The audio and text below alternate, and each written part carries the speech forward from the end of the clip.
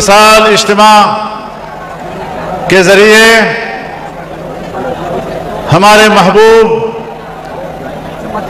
शहीद मखदूम हज़रत मौलाना मोहम्मद इदरीस रहमहुल्लाह को खिराज अक़ीदत पेश कर रहा है।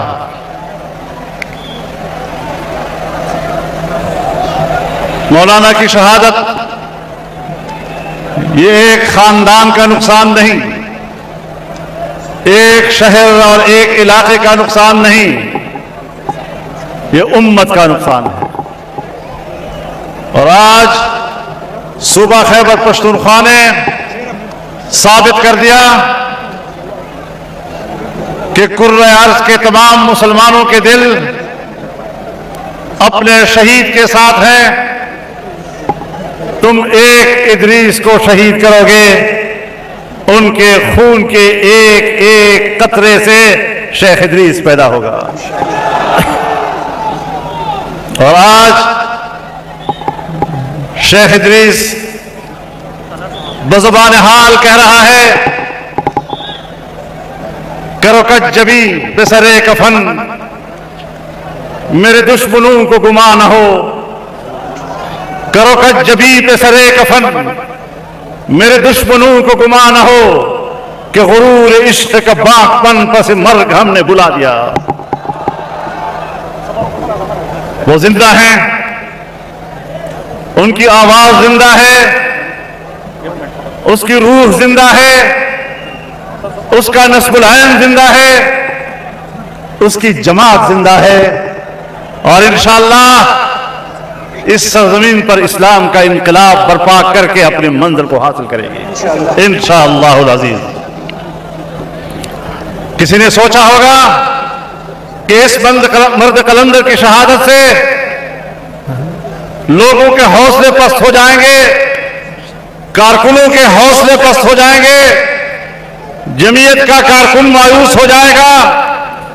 लेकिन आज के इज्तिमा ने दुनिया को बता दिया,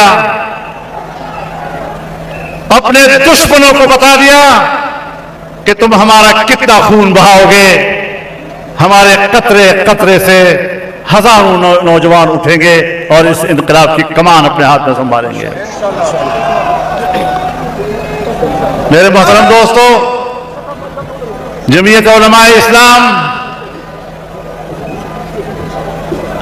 की पुष्ट पर 200 साल से ज्यादा की तारीख मौजूद है। और जब तक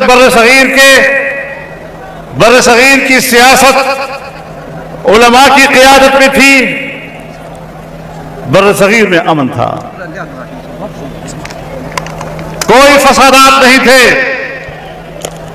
पूरा बर्र-ए-सग़ीर एक आवाज था। लेकिन जब से उलमा से क़ियादत छीनी गई और अंग्रेज के परवरदा लोगों के हाथ में क़ियादत आई, तो फिर उनका तो नजरिया एक ही है कि लड़ाओ और हुकूमत करो। फिर तुम्हारी सियासत ने यहां खून बहाया और आज तक वो खून थम नहीं रहा है। इंसानियत का कत्ल हो रहा है। इस 3-4 दहाइयों में कितने मुसलमान इस खित्ते के वो तहते हुए कुर्बान हो गए और अभी तक वो सिलसिला जारी है। हमारे हुक्मरान जब उनसे कहा जाता है कि आप पाकिस्तान की हुकूमत चलाने के अहल नहीं है, तुम इंसानी हुकूक का तहफ़्फ़ुज़ नहीं कर सकते। आज इस इज्तिमा में मुझे मुल्क की मईशत पे बात करनी थी, आज मुझे इस कौम के हुकूक पे बात करनी थी। क्या वजह है कि आज भी मेरा कारकुन, हर पाकिस्तानी शहरी वो अमन व अमान की बात कर रहा है। लेकिन सुनो और बार बार सुनो हमारी आवाज को। यहां पर फिरकों को लड़ाया गया, फिरकावारियत की नफरतें पैदा की गई, जमीयत उलमा इस्लाम मैदान में डट गई और इस लहर को शिकस्त दे दी। इस मुल्क में लिसानियत की बुनियाद पर, कौमियतों की बुनियाद पर, इलाकाइयतों की बुनियाद पर नारे लगाए गए, नफरतें इस मुल्क में फैलाई गई, लेकिन एक जमात जमीयत उलमा की सूरत में मैदान में खड़ी रही, नफरतों को मुस्तरद किया, नफरतों के नारों को मुस्तरद किया, नफरतों के नजरियात को मुस्तरद किया और अल्हम्दुलिल्लाह हर महाज पर कामयाबी के झंडे गाड़े हैं और इस ज़हनियत को हमने शिकस्त दी। तो आप ऐसा ना समझें कि आपको हुकूमत नहीं मिल रही। आप एक तारीख हैं, आप एक नजरिया हैं, आप एक नस्बुल ऐन हैं। तुमने दीन इस्लाम के और उलूम दीनिया के बुनियादी और असासी इदारों को खत्म करने की कोशिश की और अब भी तुम्हारी कोशिश जारी है, लेकिन मैंने भी खुलकर ऐलान किया है कि तुम्हारे इन मंसूबों को, जिस तरह अंग्रेज के मंसूबों को हमने नाकाम बनाया, उनके परवरदा हुक्मरान ज़हनियत को भी इंशाअल्लाह हम शिकस्त से दोचार करेंगे। मेरे मोहतरम दोस्तों, आज मुल्क में सूबा खैबर पख्तूनख्वा में, बलोचिस्तान में इंसान अरजान हो गया है, इंसानी खून अर्जा हो गया है।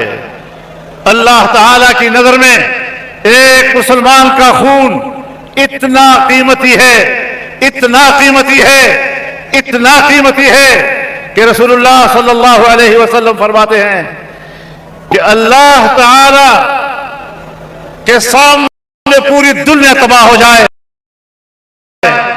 वो आसान है, और एक मुसलमान के खून का कतरा गिरना बहुत भारी है। कुछ समझो जरा इन चीजों को। नाम इस्लाम का लिया जाता है और खून मुस्लिम को अर्ज़ा किया जाता है। यह क्यों हो रहा है? ये हालात दूसरी इस्लामी दुनिया में क्यों नहीं है? ये हालात इंडोनेशिया में क्यों नहीं है? ये हालात मलेशिया में क्यों नहीं है? ये हालात बांग्लादेश में क्यों नहीं है? ये हालात अरब दुनिया में क्यों नहीं है?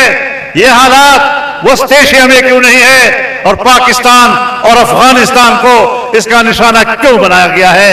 मैं वाज़ेह तौर पर कहता हूं कि आज भी बंदूक की सियासत करने वाले उस ज़हन के एजेंट हैं जो इस खित्ते में फसाद फैला रहे हैं अपने मालियाती मफादात के लिए। नारे